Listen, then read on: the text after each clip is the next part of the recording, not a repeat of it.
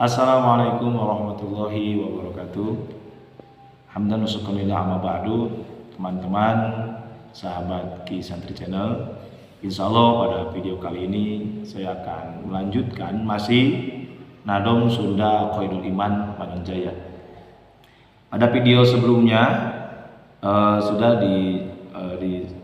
dibacakan pasal yang ketiga, yakni tentang sifat yang mustahil di Allah. Maka untuk kesempatan kali ini saya akan melanjutkan, tapi tidak satu pasal karena ini nadomnya pendek-pendek.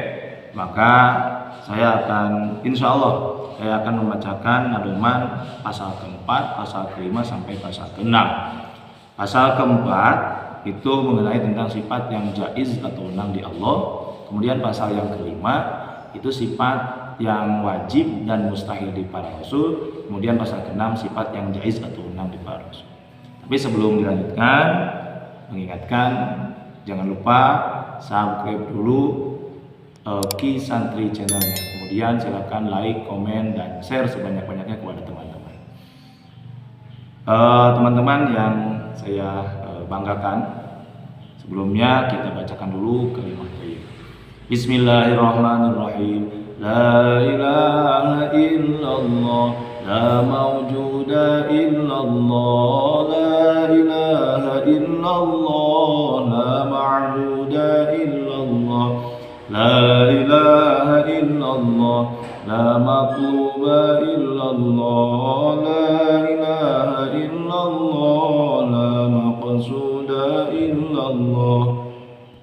Bagaimana? Bismillahirrahmanirrahim. Tawakkalna 'alallah, la haula wala quwwata illa billah. Astaghfirullahaladzim, astaghfirullahaladzim, astaghfirullahaladzim wa atubu ilaih. Pasal keempat, sifat yang jaiz atau wenang di Allah. Bismillahirrahmanirrahim. Wenang di Allah nami damal barang nu mungkin, tina anu wajib damal barang nu mungkin.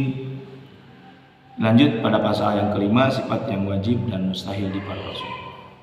Sidik amanah, tabligh fatona, kizib khianat, kitman bilada.